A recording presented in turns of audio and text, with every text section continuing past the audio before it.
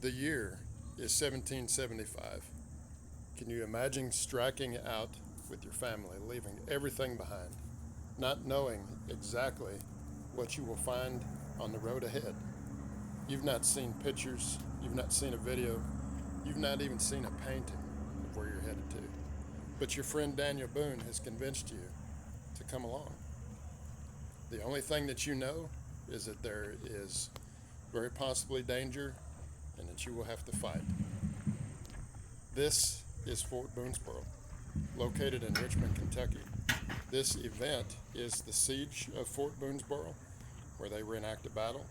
You will see some of the sights, sounds, and you will see some of the demonstrators and craftspeople of this event. There's no way I could make it around to everybody, but I hope you enjoy what I was able to record.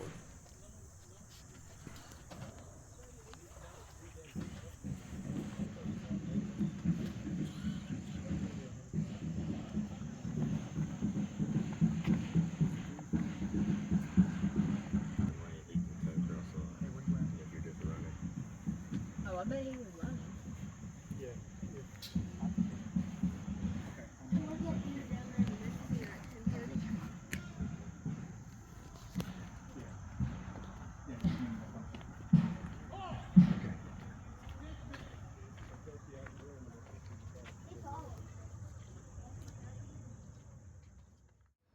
Okay, Emily, tell me where you start from with that particular hat and what that's made from. So a few years ago, I looked into some buffalo roving from a farm in Michigan, and because I knew that there were multiple pieces of documentation for gathering the shed buffalo wool here on the Kentucky frontier, I got to work spinning and knitting caps that were probably some of the most authentic that we could have here. I'm down to my last few pounds, so we're about to the end of this run, but it's been a fun thing to do for the last several years. So you're spinning the buffalo wool I'm spinning into the the buffalo yarn, and I'm knitting it into a cap. and Just so a basic, soft, warm cap. okay, and then you're hand dyeing it. No, this is the Well- actually natural color of the bison. Correct, not the buffalo. I mean the Right. yarn that we see Oh, next to you. Okay, so there are several different ways that we get to the yarn for these caps. I purchase roving because I have a 40-hour-a-week child, and we're doing this stuff on the weekend. So I take the roving and I spin it and I dye it and I knit it into caps that represent what we see around the world in this time period. I'm looking at the caps in the Rijksmuseum from the shipwrecks of the 17th and 18th century, things that we find in museums. And sometimes I'm putting a little bit of a frontier flair to it, using goldenrod and ironweed and sassafras bark and things that we would have if we don't have a professional dyer amongst us.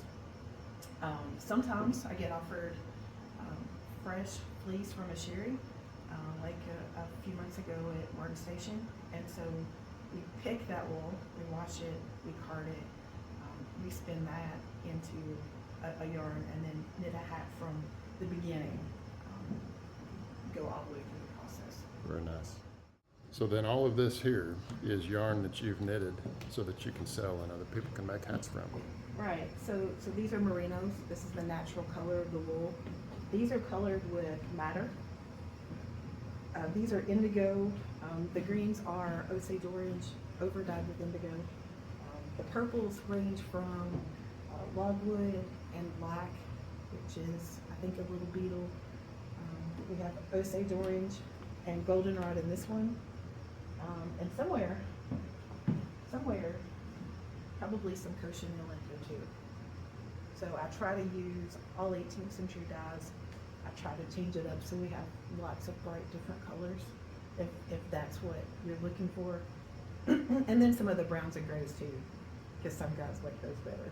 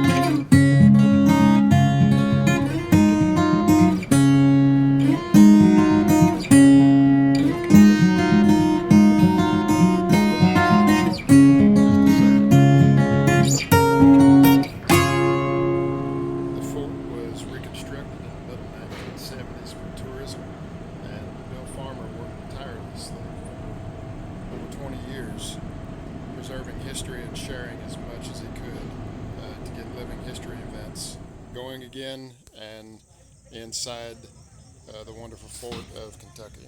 I hope you've enjoyed this. The next segment is me meeting the very first Simeon that I've ever met, aside from my mirror. Well, that's a good point. Indian cookie. That's a good point. Okay, More let's. like yours. Yeah. More like So let's finish up this striker here, huh?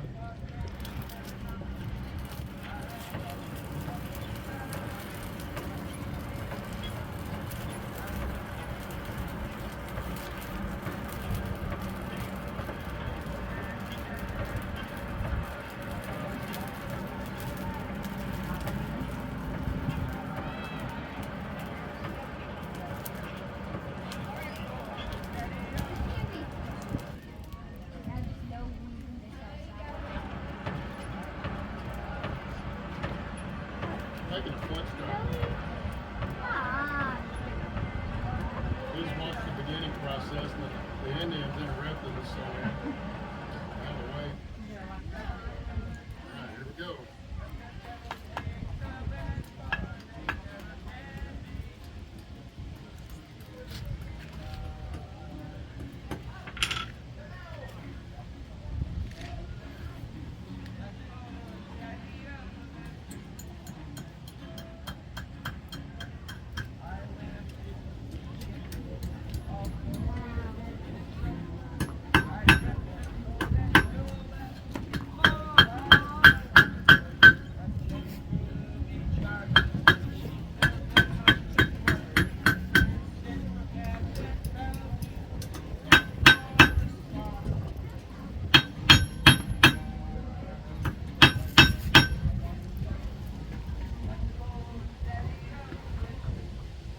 Okay.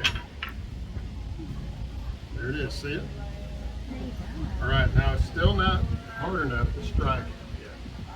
You gotta make it hard enough to strike.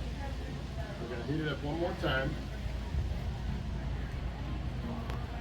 Get it hard so that break easily when you strike it. if I get it too hard, it could break easily. It sure could.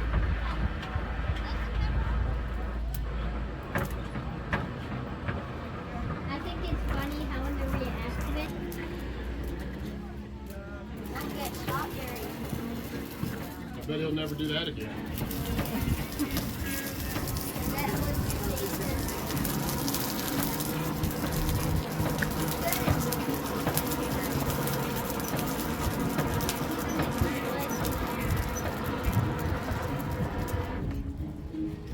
All right, almost done.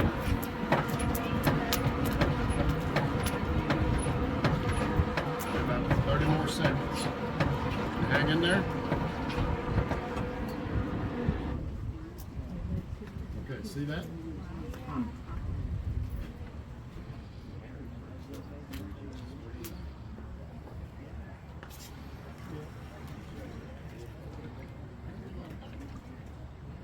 You hear that sizzle? Yeah. What does it sound like? Bacon? Yeah. You want to see if it tastes like bacon? No. You sure? Yeah. Come on, that'll be fun. No. There are still two Simeons here for before? There's still two Simeons. All right, now here's the deal. Getting ready to see if this works. If it doesn't work, we can give me a cookie. I don't have one. We can get one. I'm sure somebody around here's got a cookie. If it doesn't work, we give me a cookie. It won't work.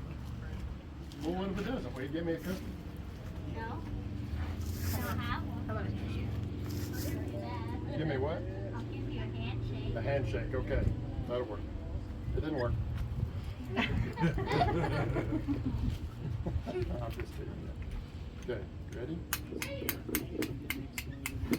Oh, that spark. See sparks? How does that work? There you go. That's the striker. Now I got a question for you. You know where your name comes from. Tell me a story about it. There's two. Tell me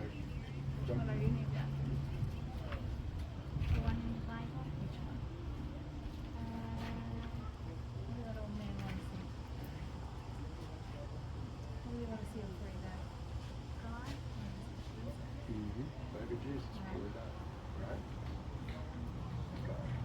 He made that for you. Wow.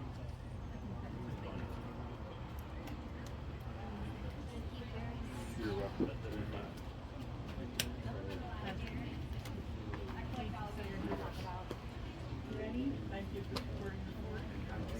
No, I've got like about 6 or 7 alligators.